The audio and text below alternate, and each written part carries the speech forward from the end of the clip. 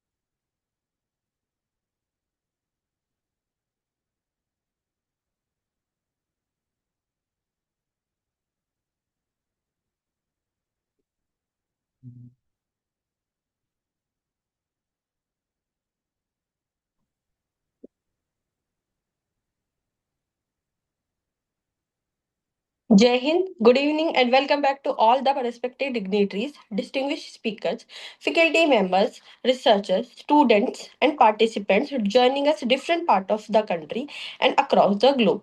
It gives me immense pleasure to welcome you all to this 10 days international training come workshop on advances and innovation in veterinary science for viable livestock practices.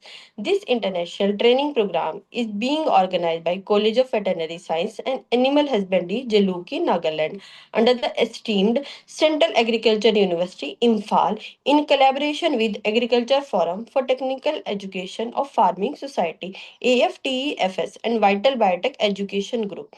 This program is being conducted under the visionary leadership of our patron, Dr. Anupa Mishra, Honorable Vice Chancellor, Central Agriculture University, Imphal, Chief Patron, Professor Indra Sargadam, Director of Instruction, CAU Imphal, Chairperson, Professor Lalita M., Director of Research, CAU Imphal, Convener Dr. I. Shakuntala, Dean College of Veterinary Science and Animal Husbandry, Dr. Amrit Gogoi, Convener, Dr. Dinesh Kumar, the Course Coordinator, Dr. Jitendra Mehta, President, AFTEFS, along with the dedicated efforts of the organizing committee and faculty members of College of Veterinary Science and Animal Husbandry, Jalukie, Nagaland.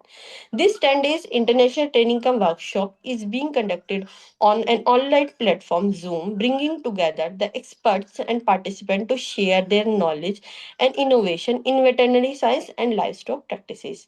So, I, Dr. Nisha Rana from Swami Vivekanand Subharti University, Met, warmly welcome you all.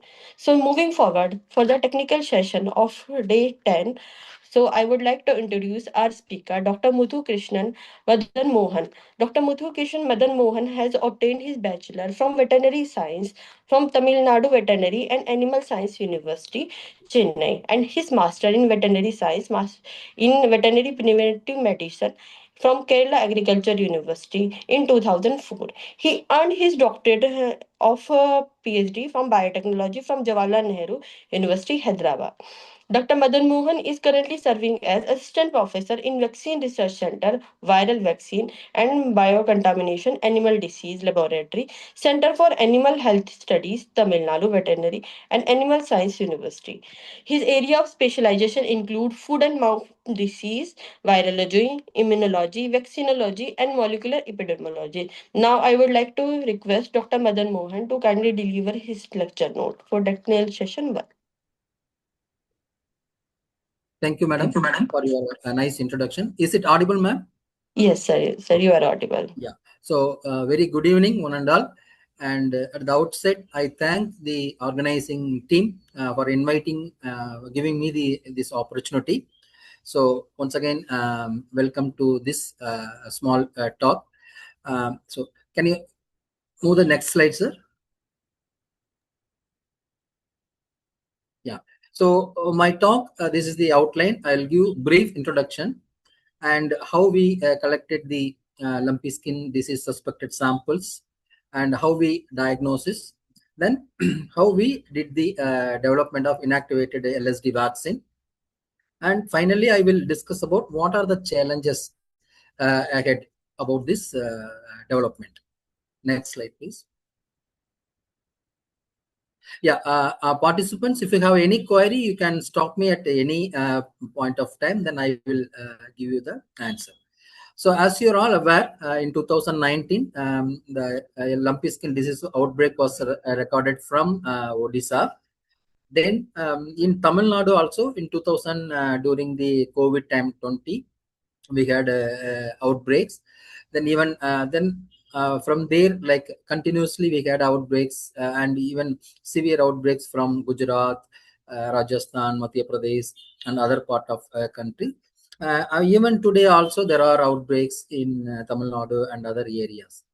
And during those COVID period, and you all aware that ICR NRC Equine, they have developed a live attenuated vaccine from Ranchi strain, and they have given the technology to 4 or 5 vaccine manufacturers, and one vaccine manufacturers, the Bharat BioTech, already got the CDSCO approval.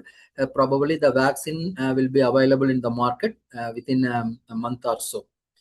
So during those times, so when we thought, okay, already ICR, IVRA, and the NRC Equine developed the live attenuated vaccine. So we thought, so we have to take the another approach. So why don't you make a inactivated vaccine?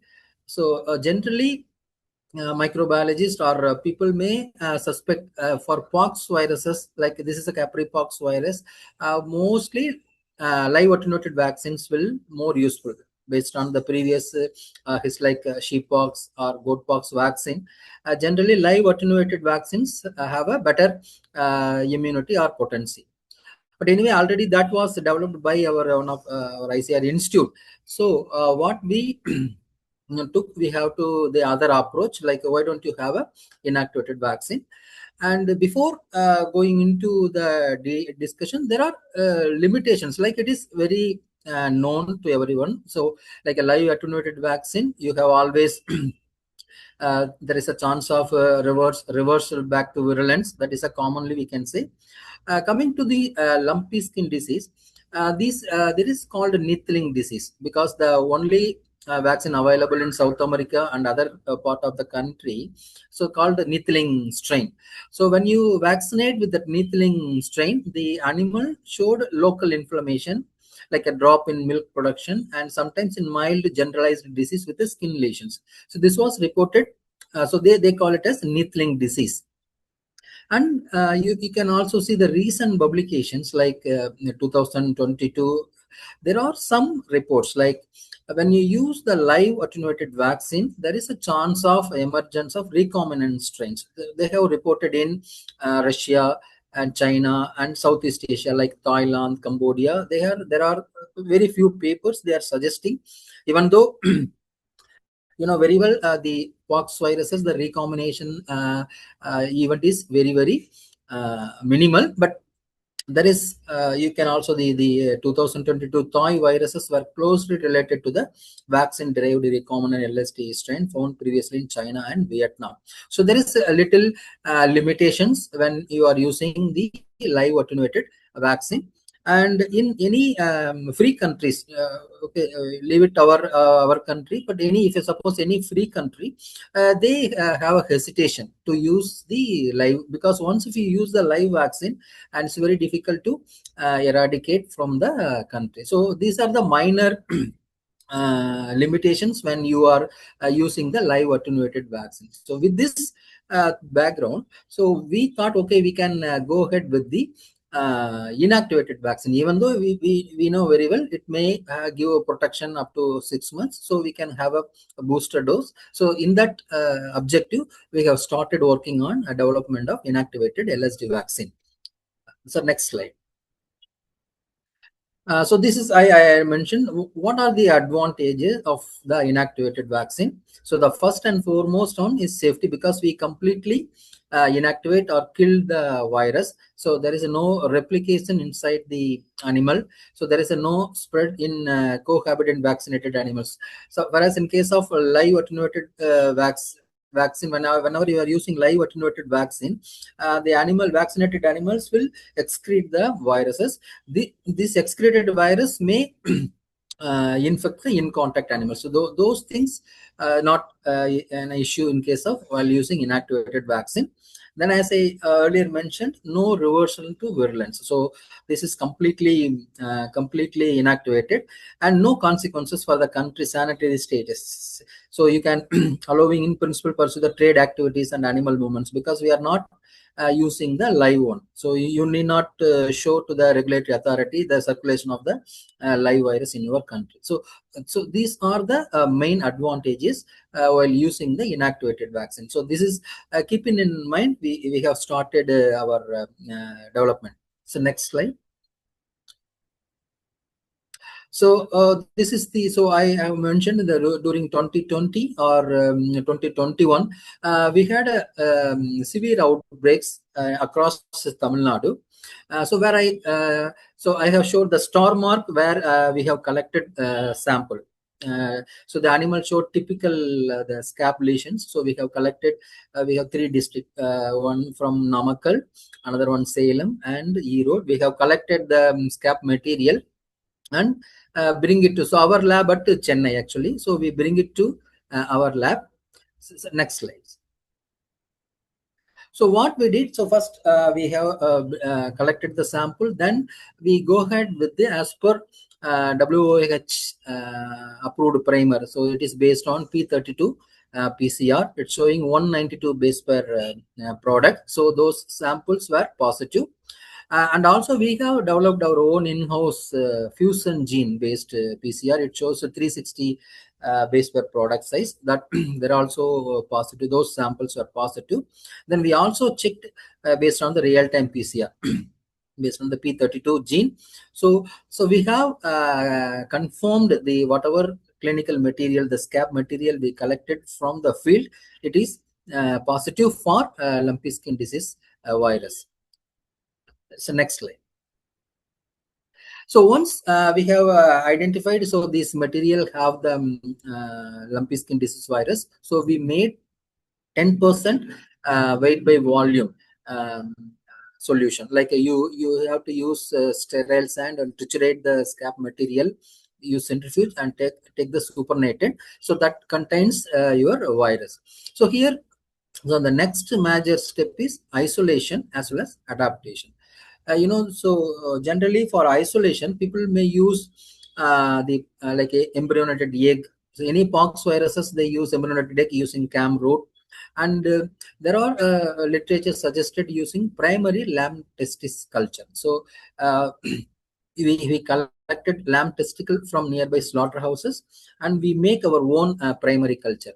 So then we have started isolating the virus. So we generally we do blind passages, like you put the material irrespective of whether you are showing getting CPE or no CPE. Then you can go for 3 blind passages. Then each passages, the incubation period around 4 to 7 days.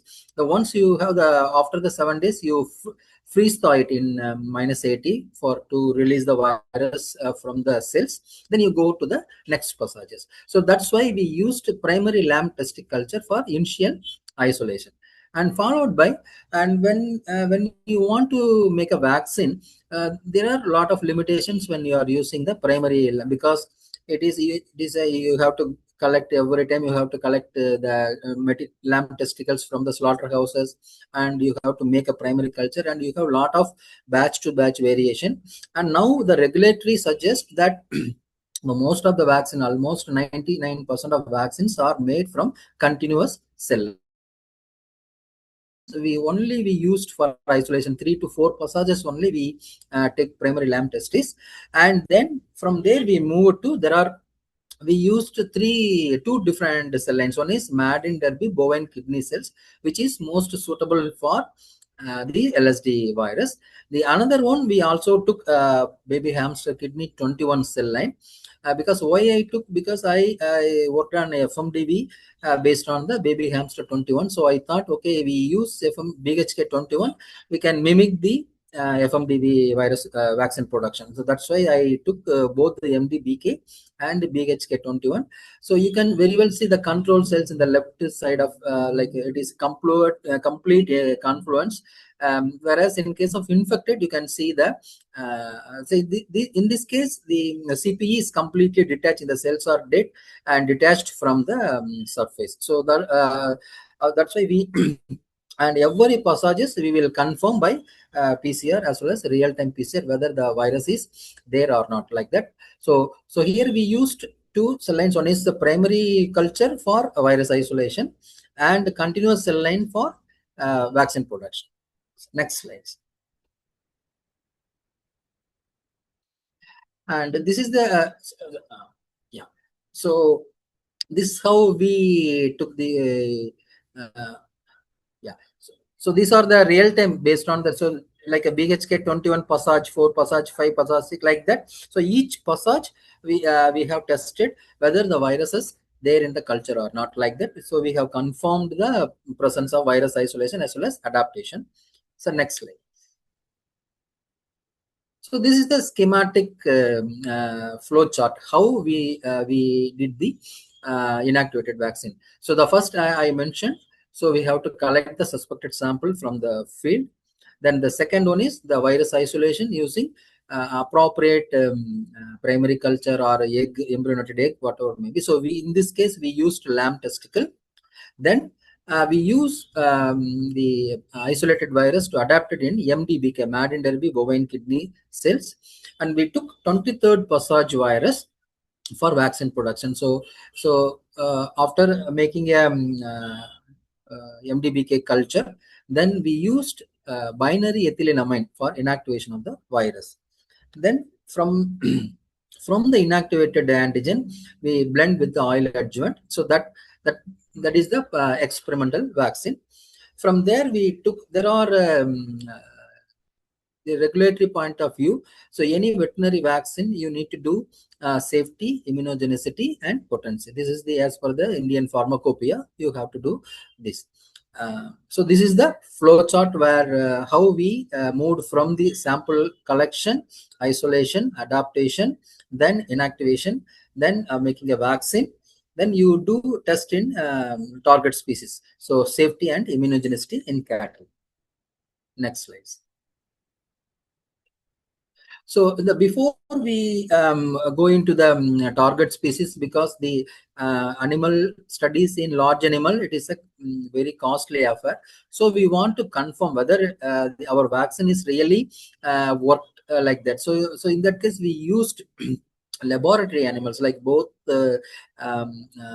rabbits as well as guinea pigs were vaccinated using our experimental vaccine. Then we have checked with our in-house ELISA as well as commercial ELISA, and we found that our vaccine is working good based on the results. However, you keep it in mind, in veterinary vaccines, the laboratory animal results may not correlate directly with the target species. So always this is indication, okay, it is the vaccine is working, but however it cannot directly correlate with the target species. So always in veterinary vaccine we have to check in the target animal only. So in that case, so next slide please. So the target species in this case is cattle. So this safety test in target species, this is as per Indian Pharmacopoeia 2022 and as well as World Organization for Animal Health guidelines. So here you have a vaccinated group, 6 cattle above 4 months of age, and control two cattle. This also above 4 months of age.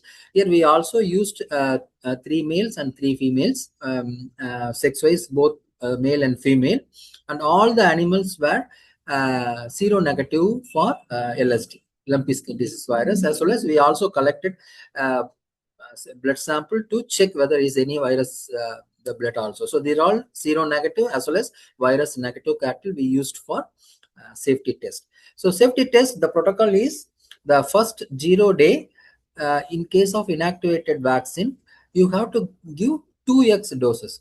For example, the vaccine volume is 1 ml, you have to give 2 ml of the vaccine. Then you have to monitor for 14 days. During that 14 days, so what are the major things you have to record? One is adverse reactions, like any vaccinated site or any anaphylactic reactions immediately after vaccination, you have to monitor. Then the typical LSD clinical signs. Suppose your vaccine is not inactivated properly, so definitely you may get the clinical signs because you are injecting live virus, then definitely the target species will show the clinical signs. So that is the clinical signs. Then third, rectal temperature. So from 0 day to 14th day, any increase or decrease of rectal temperature also we monitor. Not only that, then we also collected whole blood as well as a serum for biochemical analysis. Whole blood for complete blood count before vaccination and after vaccination. Is there any changes in the blood parameters or serum biochemical profiles? So this is typically for any inactivated vaccine. So you have to vaccinate 0 day on double the dose. Then you have to monitor for 14 days, and 14th day you get given one more single dose. Then again another 14 days you have to monitor for these animals, the major events. So this is the typical protocol followed in any inactivated vaccine in our country. Next slides. Yeah. So during our safety test, we found there were no adverse reaction throughout the study period in vaccinated cattle.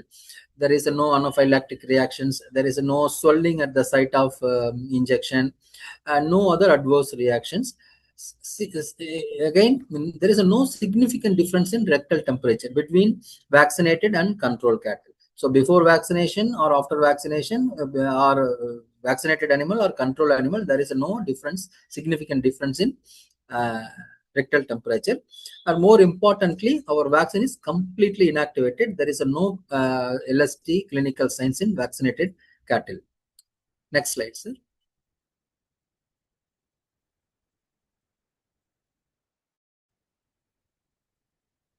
So then again, we have done the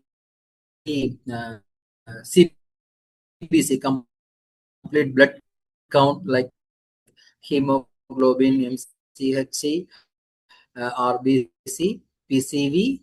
So next slide, sir.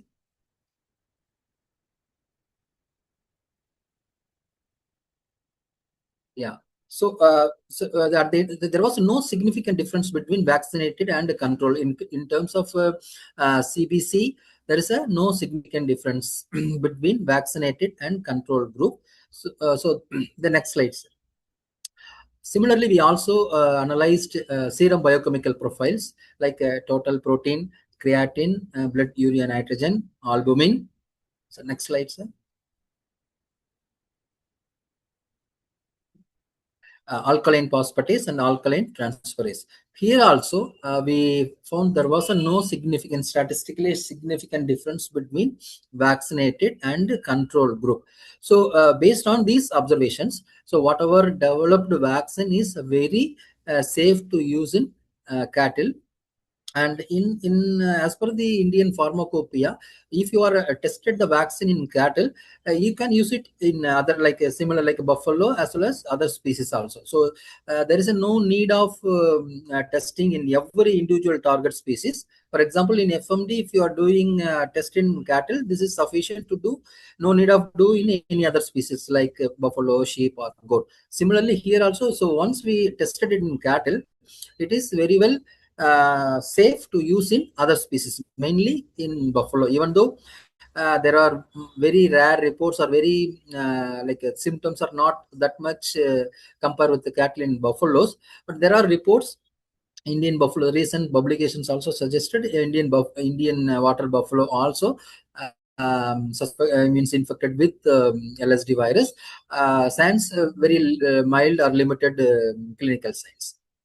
So as far as safety is concerned, our developed inactivated vaccine was very safe to use in cattle, based on the observations, as well as the complete blood picture, as well as serum biochemical analysis.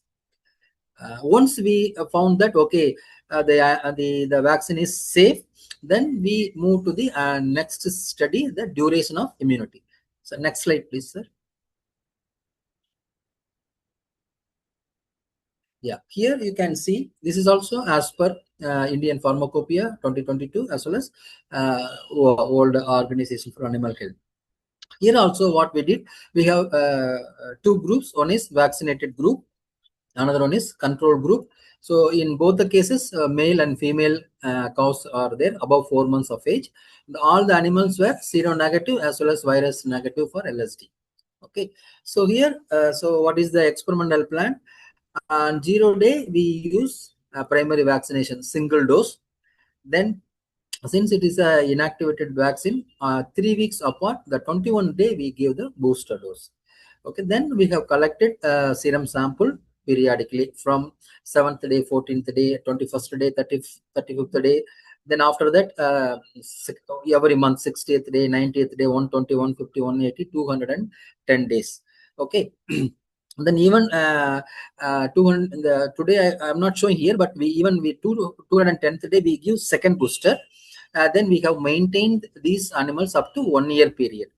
So after the serum collection, we have this serum subjected to serum neutralization assay, as well as ELISA. So next slide, please. So we have our own in-house ELISA, as well as per the the old WOAH protocol, we also did serum neutralization assay. Next slide, sir.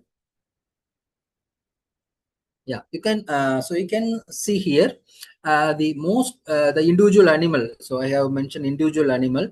So the you can see the unvaccinated animals, the 0.6 log 10 antibody titer is 0.6. So throughout the animals were negative, whereas the 6 vaccinated animal you can show.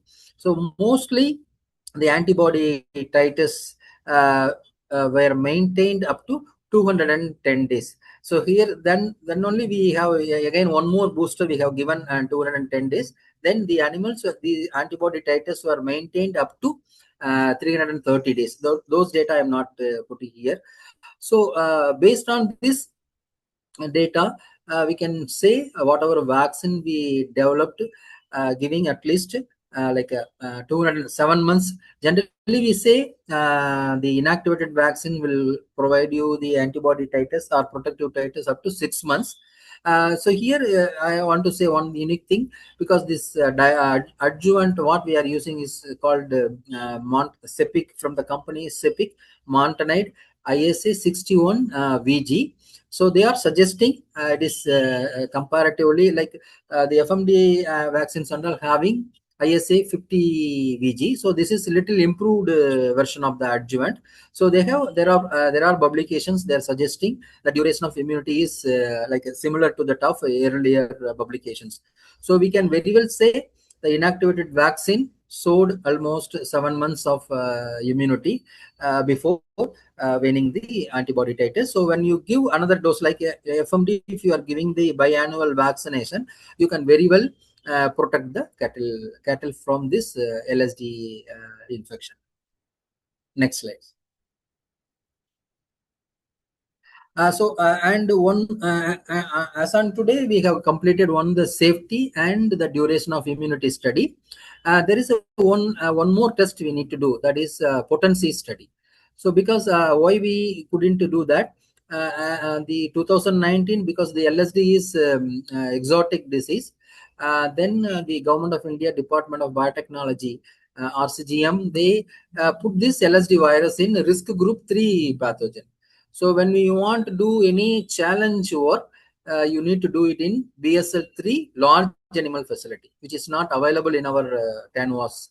So either you can do it in Bhopal, NH Nisat, ICR Nisat Bhopal, or any industry collaboration only we can do the potency test. So that is the one challenge we have, because with at least you have to do show one potency test whether your vaccine is so nothing. Potency is nothing but similarly you vaccinate 0 day, and 21st day or 28th day you challenge with a live virulent virus, and you see the you observe the animal whether how many animals are protected clinically, or how many animals are showing the clinical signs like that. So that study we couldn't do as on today.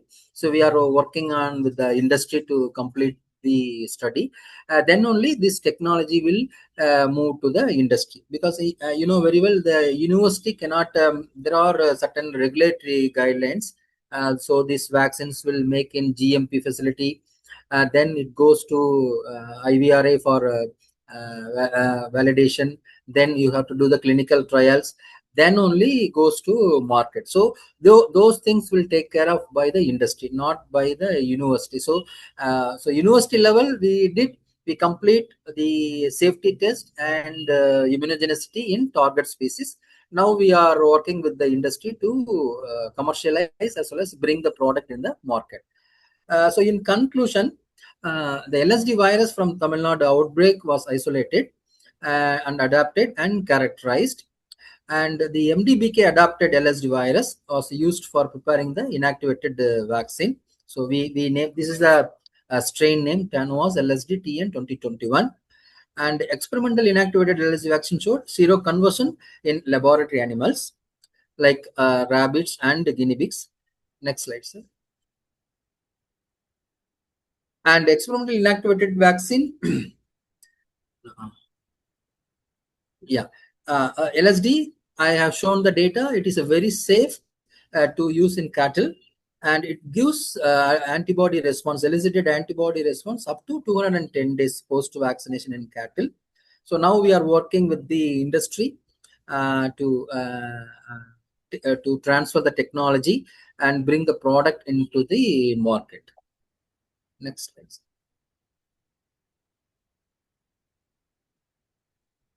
Yeah. So the challenges I have shown that one thing is we don't have the BSL biosafety level 3 large animal facility to do the challenge study. Otherwise, we could have completed that work also. However, any you can now move to the industry, then we can able to do that test as well as bring the product into the market. So this is how we have done this development of inactivated LSD vaccine. So this now is open to any your queries or suggestions. Thank you. Thank you so much, sir. Such an informative session. So participants may post their questions in chat box. Thank you, sir. Sir, there are two queries. One is duration of in which we not give other vaccine, and second one is the can you please explain about vaccination? Yeah. So yeah. Duration of immunity. You are asking. First question is duration of immunity, no, ma'am? Yes, sir. First one is duration. Yeah, because we know very well, ma'am, this inactivated vaccine using this particular adjuvant, we expect up to 6 months duration. And here also, I'm showing both the SNT titer as well as ELISA titer. So I need to do the challenge experiments. So then only we can correlate, yeah, this SNT titer is protecting the virulent challenge. Then I confidently say, okay, up to 6 months. So as on now, exactly we cannot confer based on this ELISA titer as well as SNT, because any vaccine you have to say in terms of protective titer. So after challenge only we can able to say, so this animal is protected up to this titer like that. So this is a little we need to study more and give that exactly. So how much, how long this will give the protection. So the first one, ma'am. Vaccination we plan like FMD, ma'am. So like this is inactivated vaccine. So the primary vaccination, 3 weeks, then give the first booster. Then once in 6 months, or based on the potency study, either 6 months or 4 months, like, so we give annual biannual booster only we are planning. So that's what we are planning as on today. So, I sir, think chat one more box. query. That Yeah. vaccine can be given during outbreak. No, ma'am. Any inactivated vaccines never given during the outbreaks. If you live, like in case of live attenuated vaccine, for example, fowl pox, you can give to the, there are commonly used practice. And even PPR also in our, in Tamil Nadu, some PPR also during outbreak. Because what is happening is, you have a field virus, you have a vaccine virus, they are both are competing for the receptors. So during the outbreak, for a virus entry, so when you are giving vaccine, so it can go and bind with the receptor, so the virulence will reduce because it's a live attenuated. So in case of live attenuated vaccine, you can give during the outbreak, whereas inactivated vaccine, it is not advisable during the outbreak. So that's what. Yes, sir. Any other query? So, participant may post their questions in chat box. So, sir, we can wait 1 to 2 minutes. Later on, we will be closing the technical session. Well, One more question is there, like a duration in which we not give other vaccine. No, this is combined. Even we are planning for combined vaccine only, like, because every time we have like 540 heads of cattle, even the FMD itself is a great difficulty for once in 6 months. There are publications available, since it's an inactivated vaccine, like you have FMD plus HS, FMD plus HS plus BQ. Similarly, we are also thinking in the line like FMD plus this one, LSD. That's what our next line of. So you can definitely, you can give no issue during the, along with or any period, you can give any other vaccine. There is no issue. So that's a question from Dr. V or yes, Desai. sir. Yeah. So I think.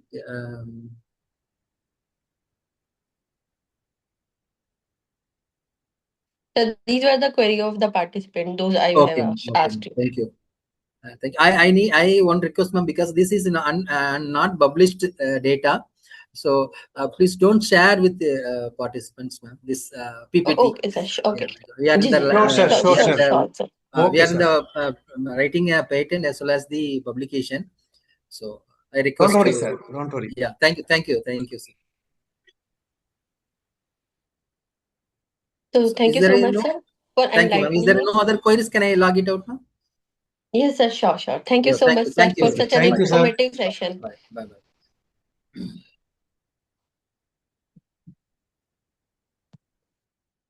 So, moving forward to the technical session 2 of day 10. So, I would like to introduce our second speaker, Dr. A. Palanisamy. It's my great Uh, pleasure to privilege. Dr. Ji, sir. Nisha, Yes, sir. Shall wait. I wait? No, Okay, sir. please wait 1 or 2 minutes.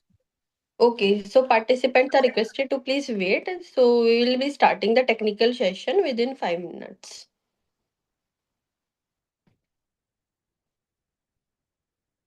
So, till then, we are resolving the technical issues and trying the slideshow of the sir's presentation.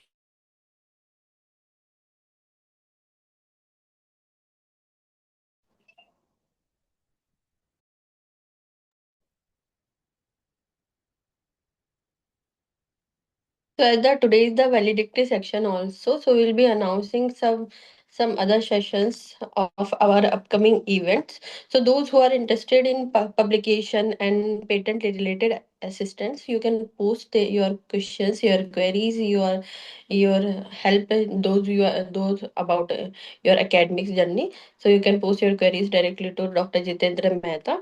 He'll be helping you about publication, patents, and related to your book chapters also. So your sessions will be shared by us also related to our upcoming conference, seminar, and symposia. So please be connected on the WhatsApp groups. So we will be sharing all the information on those groups, like our training program, our summer school, our conferences. So we'll be sharing the details on those same groups. Excluding this, we are also providing several other type of assistant related to the publication in same sector. You can publish your research paper and also your books through the Vital Biotech Education Group. So Vital Biotech is also providing same type of assistance in same domain that is also associated to AFTEFS, and Dr. Jiten Mehta along with Dr. Jaya Mehta both are handling the same domain. So you can contact Dr. Jiten Mehta regarding your publication and book chapters, book publication, patents, design, and copyrights. So these are the additional services those we are offering through the society and through the publishing house, that is the Vital Biotech Education Group located in Kota, Rajasthan. So we'll be waiting for 5 more minutes. Later on, we will be continued the technical session too.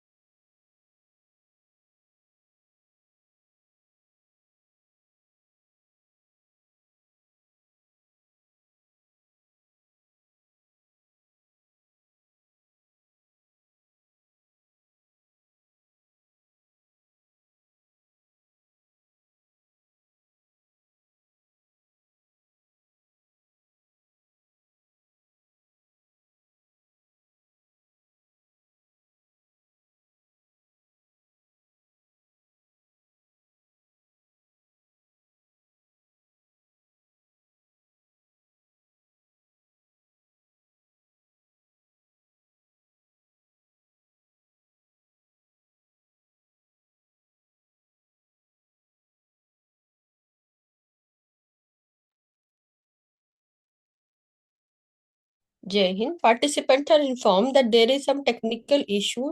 Those are related to network connectivity in the area of Nagaland. So, sir is trying to join us. So, we will be starting the session after 15 minutes.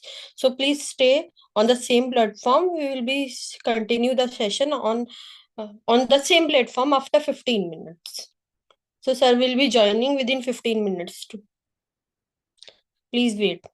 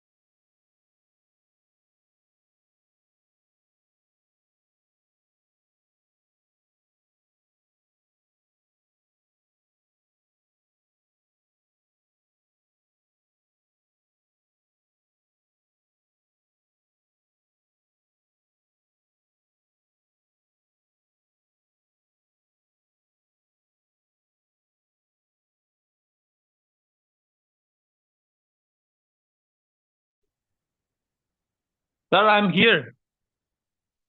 I'm online, sir.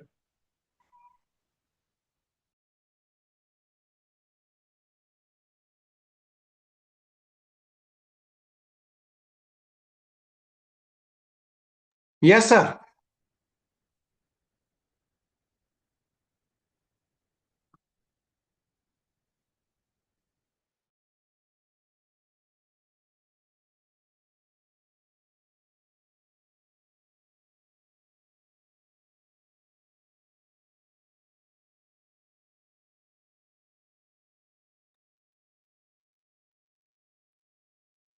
Yes, sir. Good evening, sir.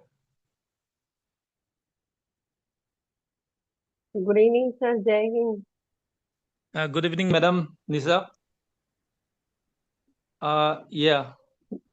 Yes, sir. At Your last, slide is at last, I got a chance to speak on this very, very important training. That is the 10 days. It's kind of very. Thank you. so much, Sam. because I've Thank you been so much. joined. Sir, your slide is, yes, sir, your slide is showing. Okay. So, Jai Hind to all. Sir has joined the online session. So, due to some technical issue, Dr. Ramdas Singh will be delivering the second keynote lecture. So, in continuation of this, I think there is some other network issue with me also. So, very sorry for the same. So, I would like to introduce our second speaker, Dr. W. Ramdas Singh. Sir is the assistant professor in Department of Veterinary Pharmacology and Toxicology, College of Veterinary Science, Jalukie, Nagaland, at Central Agriculture University, Imphal. So, may I request to sir please deliver his lecture note.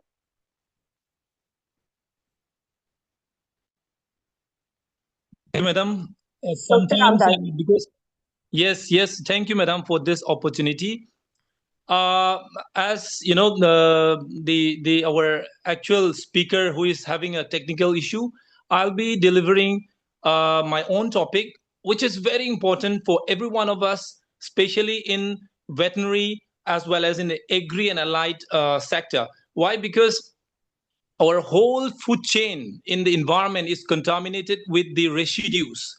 So when we say residues, it means everything. Every day we are exposed to the antibiotics. Every day we are exposed to the pesticides and many more. But nobody see about this. Nobody are taking this very seriously, because the residues, we can't see the residues in the food, in the meat, in the egg or milk, but it is going to our body all the time, every day, in very low concentrations. So even if the concentrations of the pesticides or antibiotic present in a milk or egg is very low, it is affecting our health. Every day we are exposed. So this is all about my topic. I'll be telling you about this in detail. So next slide, please. I think my voice is very clear. Otherwise, I can increase the voice. Madam, please confirm. It's clear. Yes, It's sir, you clear, are sir. Clear. audible. Perfect. Okay. Yes. Thank you. Now you see that I already mentioned that the residues are everywhere in the environment, and that comes to our vegetables, fruits, egg, meat, everything. And why we are not very much concerned about this? Because we believe that everything, all the residues are below the acceptable level. We think that this is okay. This is not going to harm our body, because the concentrations of the pesticides in the milk is very less. But the fact is that when we take many things at a time, not just one, consider that we have taken antibiotic. At the same time, we are also exposed to the pesticide. At the same time, we are exposed to other drugs. That means when everything's are together at a very low concentration, it is going to interact in your body, in your blood, in your liver. And finally, the consequence is different. They will interact itself in your body. And finally, it will form a very dangerous kind of situation that may lead to cancer or any kind of consequences, maybe in the diabetic or inflammatory diseases, or even antibiotic resistance. So now this is a brief introductions about my topic. Let me go to the next slide. Next slide, please. Now, everyone knows about a very important factor in veterinary medicine, and that is withdrawal period. Withdrawal period means it is a duration of times. It may be a days or weeks after the injection of the last dose. Suppose we are giving an antibiotic to an animal, and after giving 5 days, today is the last day. So, if the withdrawal time of the drug is 3 days in milk, so for example, 3 days in milk is the withdrawal period. What it means is that when you give the last dose on the fifth day, then after that 3 days you cannot take the milk, you cannot drink the milk, because the drug is already present in the milk and it is still there. It has not gone forward from the animal's body. That means when you take milk just next day after the last injections, the antibiotic will go in our body, and finally this will affect our body. So 3 days withdrawal time means we have to wait for 3 days. And then from the 4th day onwards, we can take milk from the animal. That means we have to wait 3 days, but not just waiting, not just waiting. We have to remove the milk from the udder. We have to take out physically the milk from the animal. Then only the withdrawal period starts. When we do not milk out, then the antibiotic is still inside the animal's body. So this is the concept that when we say withdrawal period, 3 days, we have to remove the milk. Why I'm saying? Because every drug has withdrawal period. But the withdrawal period of a drug in milk is different from withdrawal period of the drug in the meat, in the egg. So it has to be very much calculative when you are deciding the withdrawal period. Everything will be written in the prescription, everything will be written in the level of the drug. But many a times you have to extrapolate. Many a time we have to adjust. It is not that 3 days will be always 3 days. It is not like that. In many of the conditions, you will come to know that it has to increase for many times. Suppose the withdrawal period is 3 days in milk. Sometimes we may have to increase double the day. That means we have to wait 6 days. So why I'm saying, I'll tell you in the subsequent slide.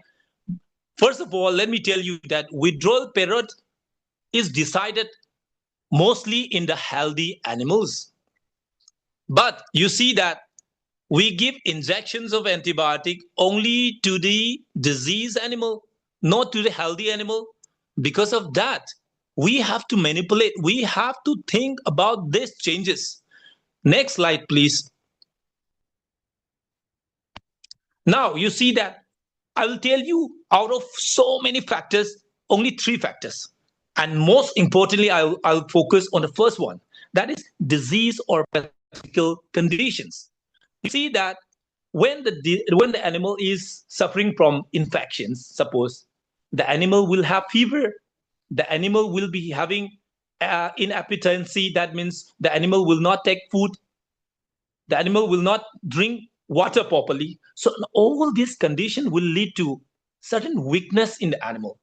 When the animal is weak and when the animal is having fever, there will be dehydrations. That means the volume of the blood will be very less in the system. That means whatever the drug you are injecting is more concentrated in the blood now. When the concentration of the drug is more in the blood, then now the drug starts moving to the milk very easily. Why? Because the inflammation is causing more permeability of the drug from the blood to the milk. That means now when the animal is suffering and having fever and dehydrated, there will be more concentrations of the drug in the milk than the normal conditions. This is one condition. Next, most of the cases when they are dehydrated, the kidney function also reduce. That means the filtrations of the blood to form urine also reduce. This is also one reason why the concentration is more now in the blood. And third, when the animal is having fever, the milk pH changes. The milk pH, which is usually 6.6 normally, it goes up to 7.2 or nearing 7.4. That means it becomes more alkaline. So now I'll tell you the situation. When you are giving a weak acidic antibiotic, say penicillin group of antibiotic, which are acidic in nature, and you are giving it directly to the blood vessels, it goes into the blood circulations. And now when the drug is acidic in nature, and then when it comes to the milk, and where the milk is alkaline in condition, now the drug is moving towards ionizations. That means the drug will be more ionized. When they are more ionized, then the drugs now cannot move to the blood easily again. That means the drugs are being trapped now in the milk. They cannot come out from the milk. They will remain in the milk. Now in these conditions, that when you take this kind of milk without the following of the withdrawal period, then the concentrations of the drug will be very high in the milk. you will be taking a lot of antibiotics. That means in this condition, at least we should extend the withdrawal period, that may be a 1 day or 2 days more or 3 days more, so that the concentrations of the drug in the milk will reduce. It will not be harmful to our body. At the same time, we have to give a lot of IV fluid and all, so that everything comes in a normal. Then the drug start moving towards the blood circulation. This is one condition why we need to increase the withdrawal period in case of the infections or fever. So this is one condition, right? Next slide, please. So many times it is very difficult to calculate the exact dose of drugs to the animals, especially in the hill conditions, especially in the village area where you don't have any facilities. You cannot weigh the animal. You do not know what is the weight of the animal because you don't have balance in the villages. So in order to weigh the animals, you need certain balance. You have to find out, okay, this is 10 kg body weight, this is 20 kg body weight. Then only we have to decide the dose of the drug, maybe antibiotic or any painkiller or anything. But now in the field conditions, we don't have these facilities in many cases. Okay, so now the situation is that supposing the animal is approximately weighing about say 12 kilo, and you have to give at a dose rate of about 10 milligram per kg body weight. That means for 12 kg body weight animal, you have to give about 120 milligram. So, but suppose the drug which is available in the market is 150 milligram tablet. That means it is about 30 milligram more than your dose. Many times we don't want to break the tablet. When you break it, it's very difficult. You cannot exactly know that the remaining tablet is 120 milligram. It's very difficult. So breaking is not desirable. And in these conditions, you will give 150 milligram tablet only without breaking to the animal, which is just 12 kg body weight. So now you have given 25% extra. But in many cases, we will follow the same withdrawal period written in the label of the medicines. That means the drug concentration is still more in the body, and then we are going to stop the withdrawal time, and we are going to start collecting the milk and start eating or drinking. That means certain amount of drug will go to our body, and in long terms, maybe a few years or maybe after decades, it may affect our body, maybe in the form of cancer also, right? So this is very important. So what shall we do in this condition? We have given 25% more dose. Whether we should increase 25% of the withdrawal time. Suppose the withdrawal time is 4 days. We have to wait 4 days for this particular drug. But we have given 25% more. Shall we increase 25% in the withdrawal time? So 25% of 4 days is another 1 day. That means, shall we wait instead of 4 days, 5 days? No, this is not applicable all the time. The answer is no. Why? Because many cases, when you increase the dose, then sometimes the enzyme in the liver saturates. The enzyme is exhausted. The transporter in the kidney is exhausted, saturated. That means the drug is going to stay in our body for a long period of time because there is no more enzyme available to break the excess 25% drug.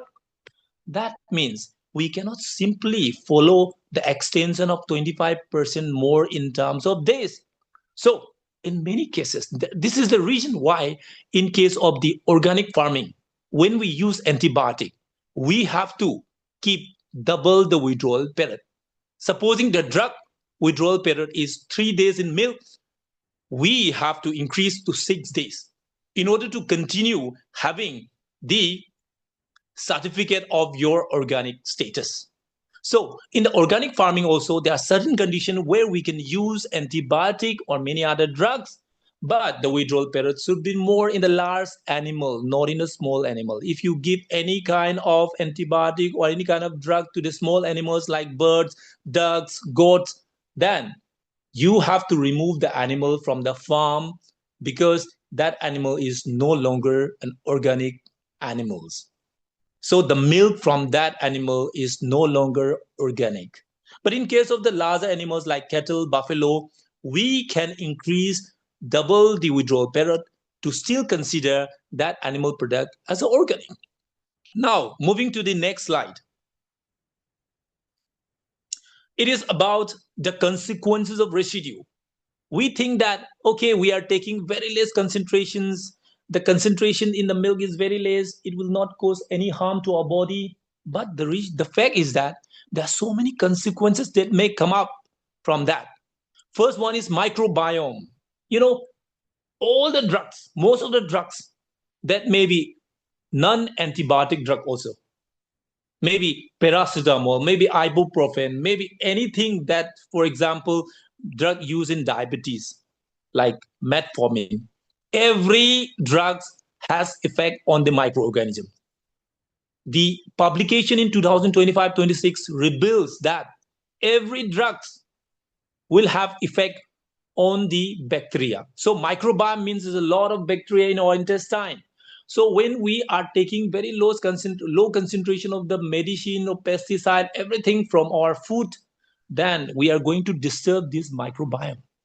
You know, the microbiome present in intestine is not just important for the digestion. It is very important for all the systems of our body. You tell any system, be it nervous system or cardiovascular system or kidney function, everything is linked to a microbiome. So when you disturb this, when the microbiome are disturbed, definitely your body systems are disturbed. So this is one of the reasons why, because when there is disturbance in microbiome, the consequences may be in the form of kidney failure or liver diseases or antibiotic resistance or even cancer.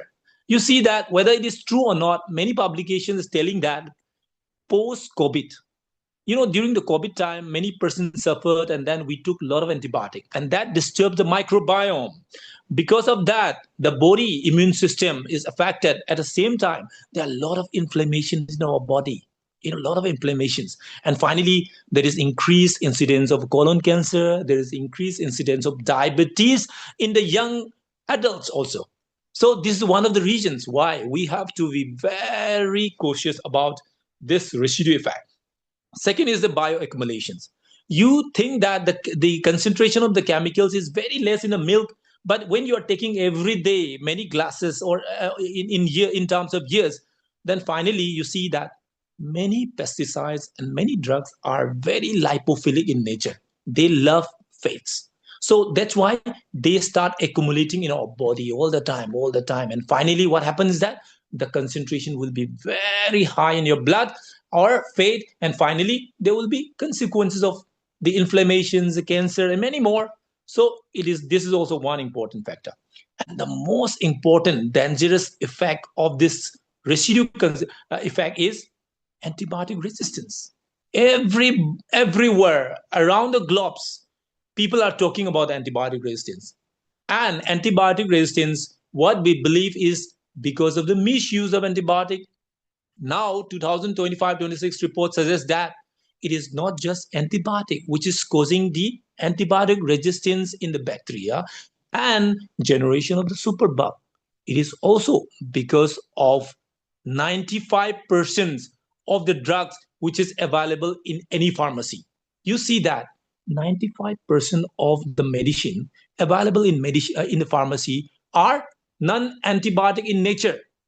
That means not just antibiotic, non-antibiotic medication, which includes paracetamol, NSAID, antihypertensive drugs, cardiovascular controlling drugs, everything affects the microorganisms. That means when the drug is affecting the microorganism, when the drug is causing stress to the microorganism, they start responding in the form of stress response. That is called SOS response.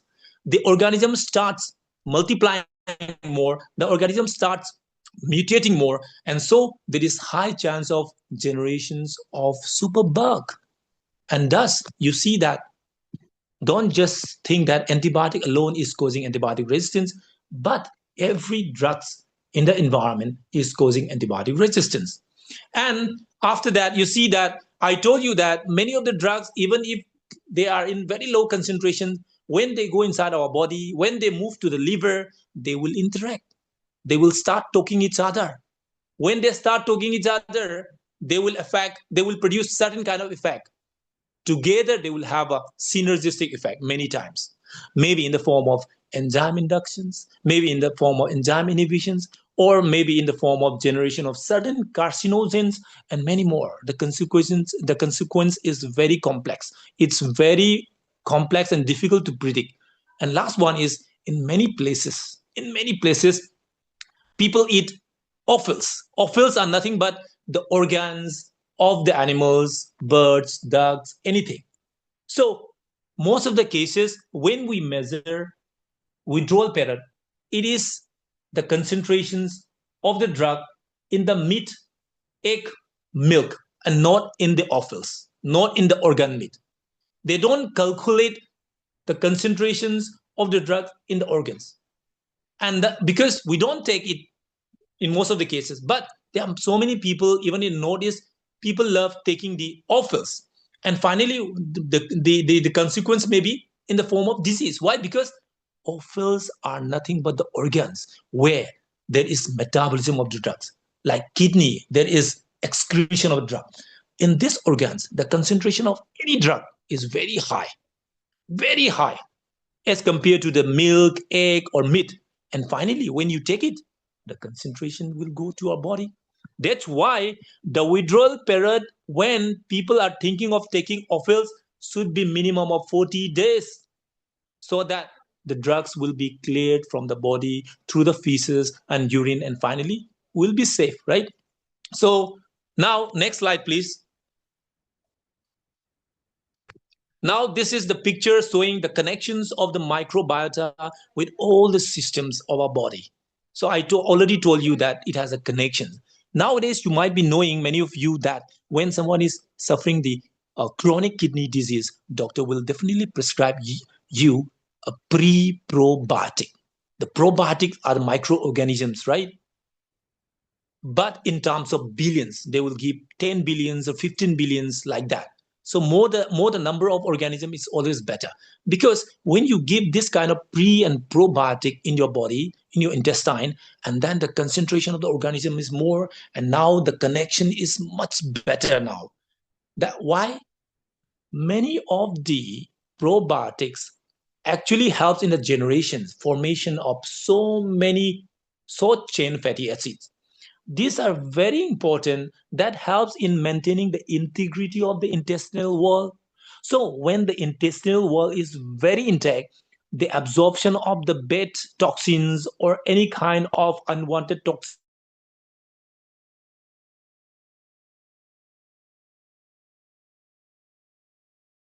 And finally, the absorption of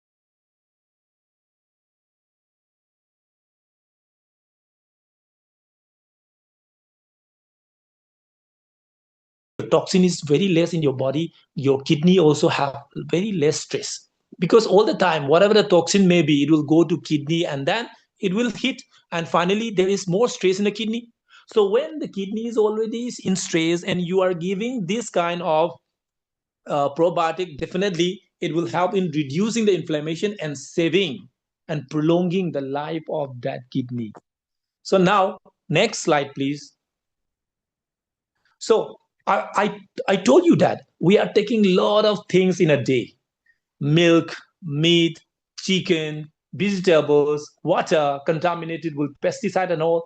And you see that this is a picture showing biomagnification of only one compound, that is mercury. This is a metal toxins. So mercury, when it is present in the water, the algae will absorb that. You see, insect will come and it will start eating the algae.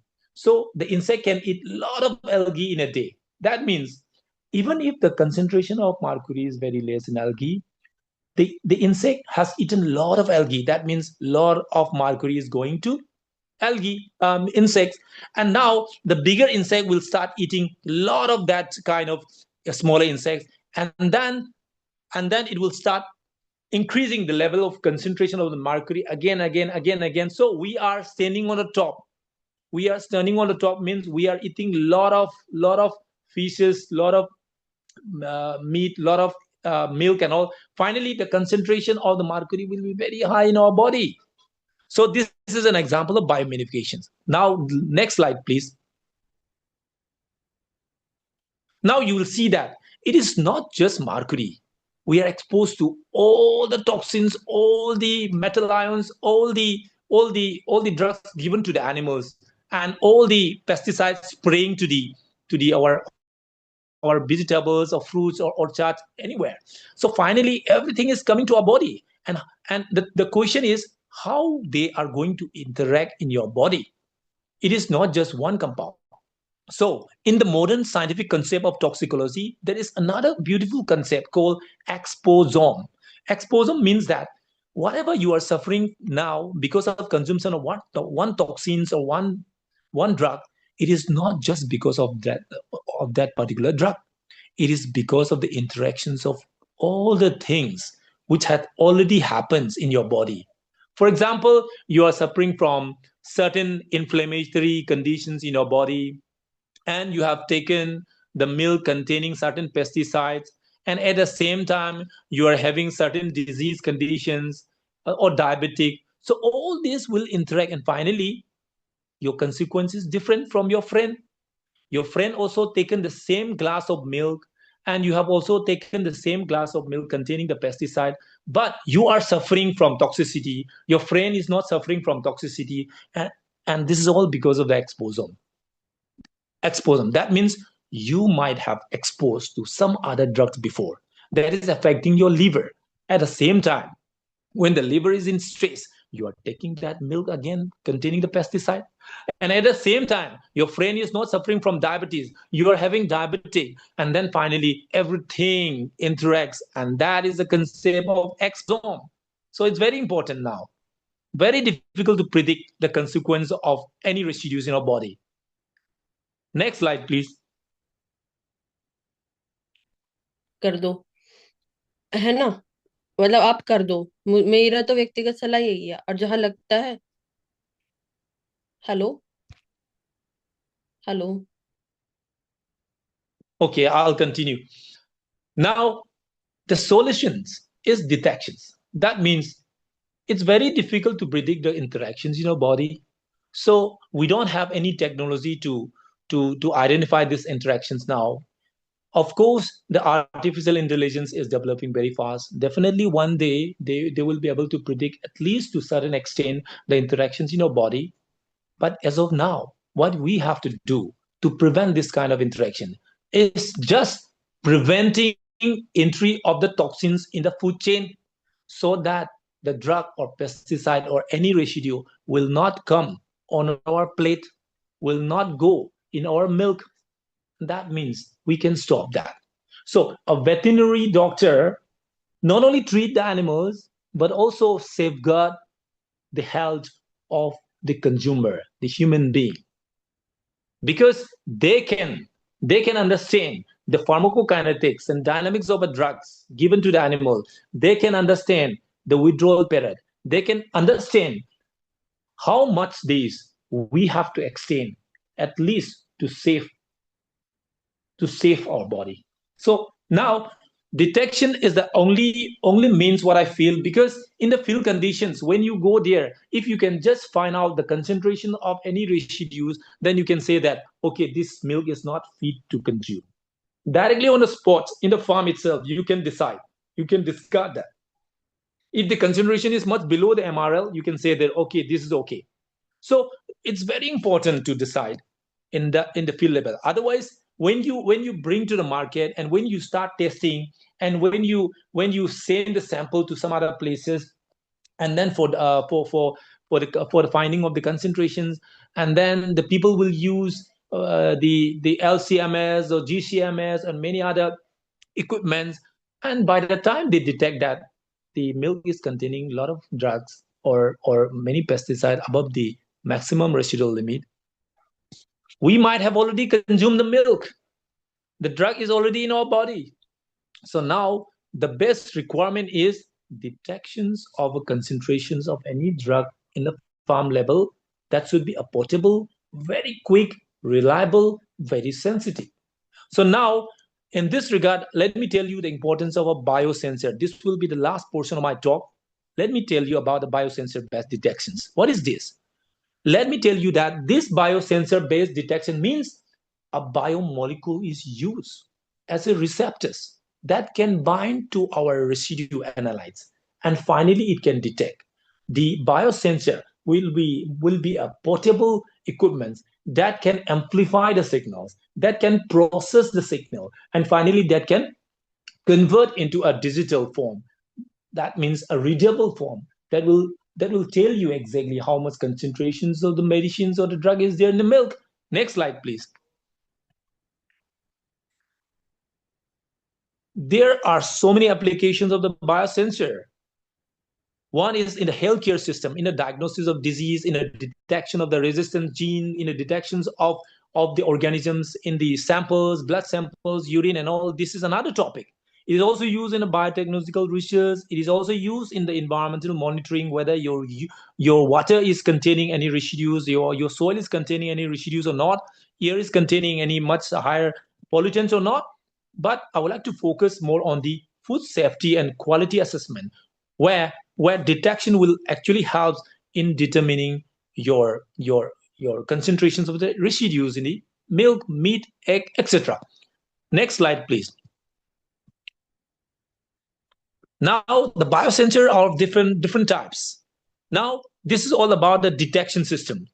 Some of the biosensor are very sensitive, which can detect up to one molecule level, even if the drug is only one molecule in the milk, that also detected by the by the detection system like surface enhanced Raman spectroscopy, which is based on the laser light. When the laser light hits on the molecules, it will reflect or deflect the light, and that change in wavelength is measured. Second most sensitive is fluorescent method. This is also having certain advantages and disadvantages. Electrochemical method is also one where we have to see the change in the electric current, voltage, or impedance. And last one is the colorimetric method. This is not very sensitive. This is just like a pregnancy diagnosis where you can see the lines development. 2 lines is positive, 1 line is negative, something like that. So it is just like the COVID detections where you can see that when the concentrations of the virus is very less, we don't find as a positive, even though you are positive. So there are certain disadvantages in this colorimetric method. But what I feel, a future detection system will be electrochemical method, where we have to see the change in the current, we have to see the change in the voltage and the obstruction in the flow of the current or electrons. That is called impedance. Next slide, please. Now, you see, in this electrochemical system, people use electrode. On that electrode, we have to coat with the nanoparticles of gold. Gold nanoparticles will coat on the electrode.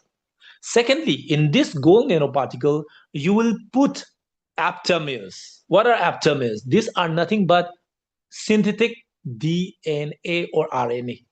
This is not actually the gene. This is a synthetic form, which is very stable in the environment.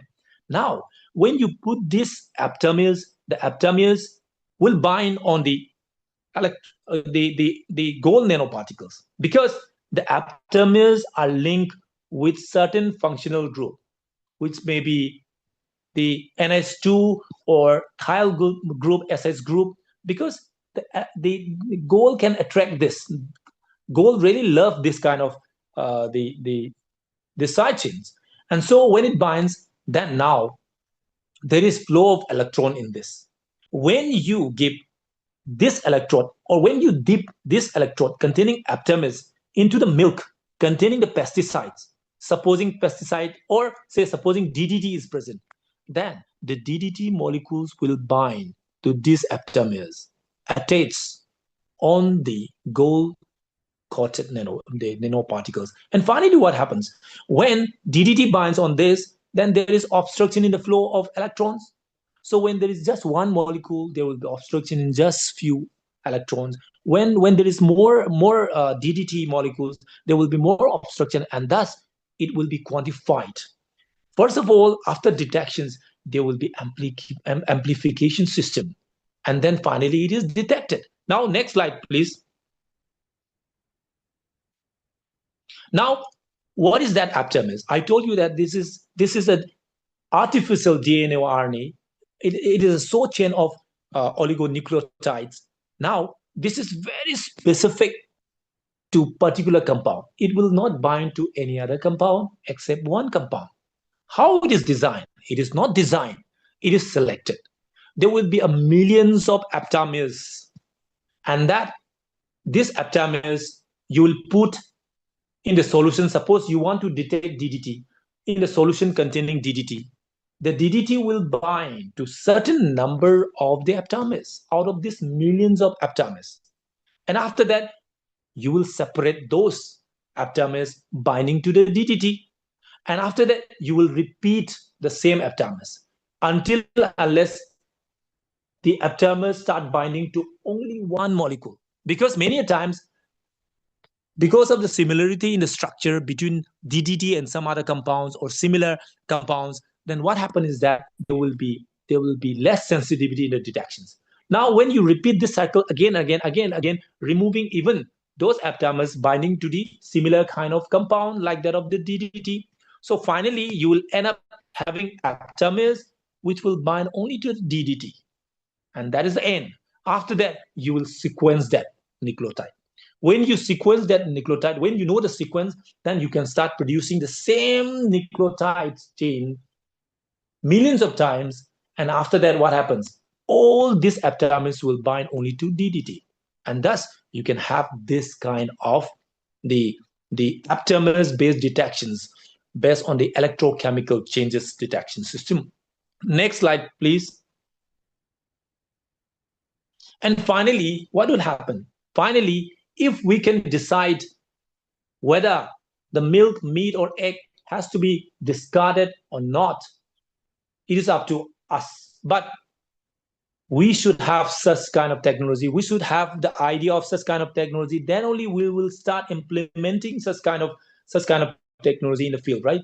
So it should be very cheap, portable, and very sensitive and very selective to the particular compounds. So there are many other scopes of making the multiplex. That means not only just detecting DDT, we can also detect so many other compounds. So this kind of technology will also come up. It's already in the process, in the final stage, I think, in many places, even in India, NDRI, Karnal, they have also developed certain technology based on the spore. Instead of using aptamers, they use spores. And that is mainly for the detections of the antibiotic. Supposing the milk is containing antibiotic, then when the biomolecules attach on the gold nanoparticles is spore, then what happens is that when you put this electrode containing the spore will just germinate and die. When they die, there is no metabolic reactions. When there is no metabolic reactions, then finally there is no change in the color. So this kind of technology is also available in India. And finally, I think they can refine much more better so that it will become very cheap and portable, and that will be available in every farm. And that is the day we are waiting for, so that we can break the chain of the residues in our food chain. Finally, will save our body, our health, our the consequences of the residues in our body. So if you have any query about this, definitely I'll try to answer the questions. This ends my talk. Thank you so much, sir, for enlightening us. So participant may post their questions in chat box. Thank you, sir. Nice presentation. Welcome, sir. I tried my best. I just want to give the Definitely, sir. information It's which will be final. home taking on you. Last moment you have done sixer. Okay, thank you, sir. I was not mentally ready because I just came back from the college, and I thought that if this is not working, then at least I should present something on this important platform where all the peoples are eagerly waiting to get very good informations. Even on the last day, I know that many speakers, they have given very good information, but as a pharmacologist, I also have certain important topics that will be useful for everyone, be it the doctor, farmers, everyone. This is all about health. So if your health is not okay, then everything fails, your farm fails. No, if the owner is not feeding the animal because the owner is sick, everything fails. So that's my idea, that let's save our health first. Dr. Nisha, I think one question is there. It's an informative session, sir. Sir, so there is one query. Is there any simple method by which we antibiotic residue and bacterial count at farmer farm? There is a query, sir. Someone is asking about antibiotic residue and Yes, bacterial yes, definitely. farm. Yes, madam, definitely in the market it will be there, because just like I said that the colorimetric method, like just like pregnancy test or COVID-19, as you know that we use a lot of this kind of tests are there. So this is available. This is based on the antibodies. Just the antibodies, we will design the monoclonal antibody that can bind specifically to the particular compounds, or ELISA base. ELISA is also one of the method based on the antibodies. This is also very useful. So it is applicable. Thing is that there are so many false positive or false negative may be there. So in future, definitely the biosensor base will be the best one, which will give you even up to the level of one molecule. So that is not the possible in case of the ELISA or COVID-19 or any kind of pregnancy like taste kits. So this is there, definitely, yes.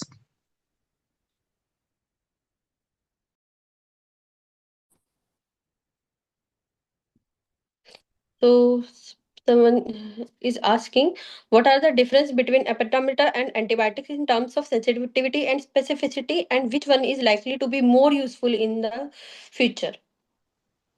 Very good questions.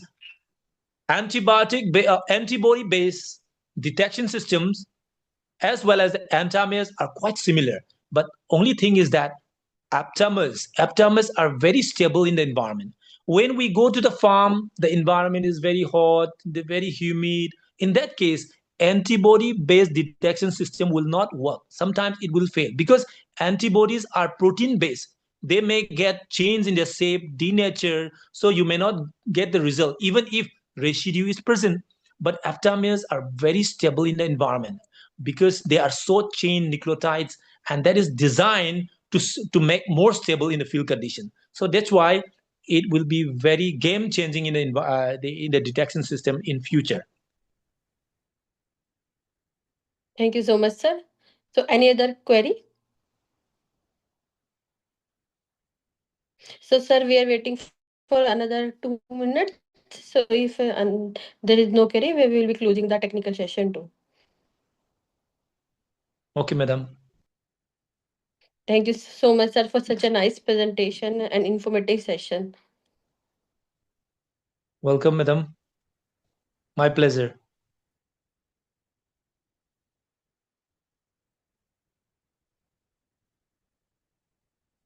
So participants are also requesting for a soft copy.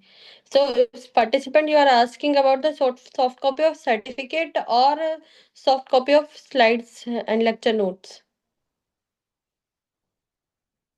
You can download your soft copy from our website. The link will be activated tomorrow. So all the e-certificate will be downloaded from the same link. Slide will be shared by us also.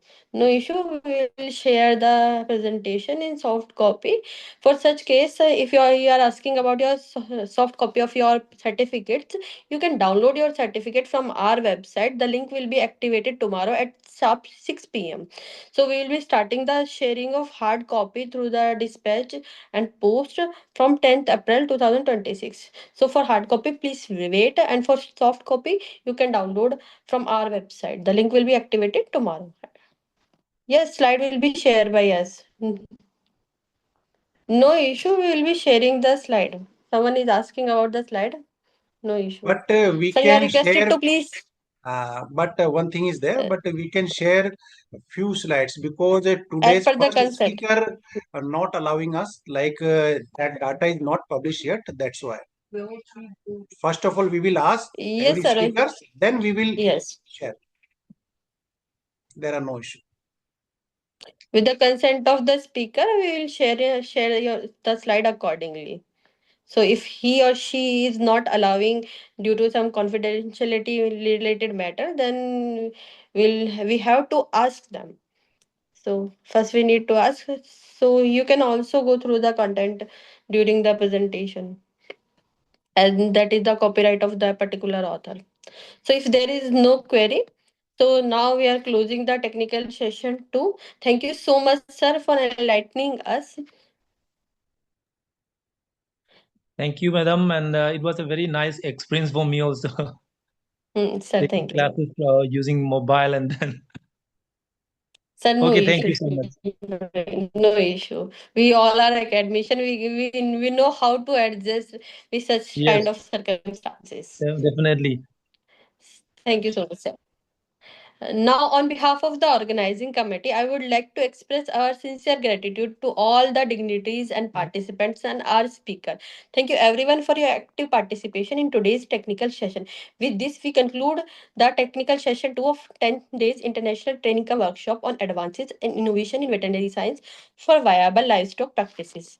With this, now I would like to request and invite Dr. Jaya Mehta, Director of Vital Biotech, for her words of gratitude. Hello, ma'am audible? Yes, ma'am. Yes, ma'am, you are audible. Thank you, Dr. Nisha Rana, to provide me an opportunity to express my words in front of all wonderful audience.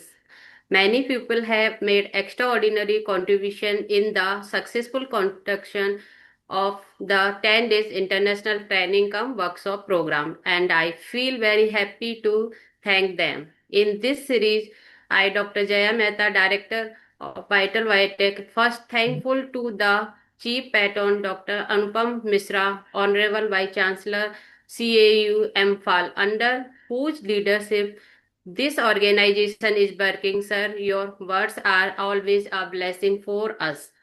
I thank the chief guest, Professor Dr. Mahesh Chandra, Principal Scientist, Extension Education, ICAR, IVRI Ijatnagar, Guest of Honor, Dr. I. Sakuntala, Dean, College of Veterinary Science and Animal Husbandry, Jalukie, Nagaland, whose guidance we get at every step through which we were able to reach this position today, and we hope that we will continue to get your guidance in the future also.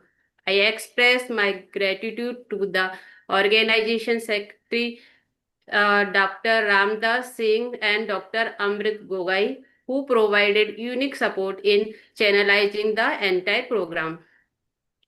I warmly thank a strong pillar of the whole program, course director Dr. S. Jasmarani, who supported me outright in every aspect of this program. I am grateful from the bottom of my heart to the course coordinator, Dr. Dinesh Kumar, Assistant Professor cum Junior Scientist, Department of Animal Nutrition, College of Veterinary Science and Animal Husbandry, Ranchi, convener of this program, Dr. Gunjan Das, whose point to point guidance we were able to easily overcome all the difficulties in this program. I am grateful to all the members of the National and International Advisory Committee, Advisory Secretaries, and Organizing Committee who fully supported us in making this program successful. I am grateful to all those highly knowledgeable speakers of this program on the basis of their grassroots knowledge help in improving the knowledge of all our participants.